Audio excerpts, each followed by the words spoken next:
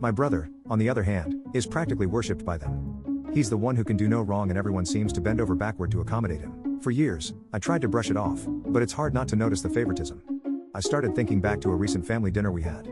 It was a few weeks ago, and at the time, I didn't think much of it. We were all sitting around the table, and my mom made a comment about future plans and how everything was finally settled.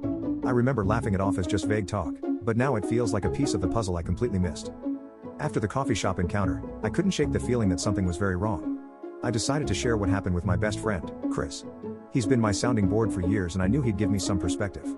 I told him about what the lawyer said and Chris was immediately suspicious.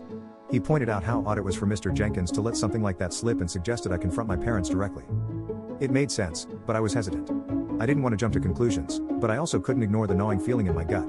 A few days later, I decided to visit my parents unannounced. I showed up at their house and the vibe was off from the moment I walked in.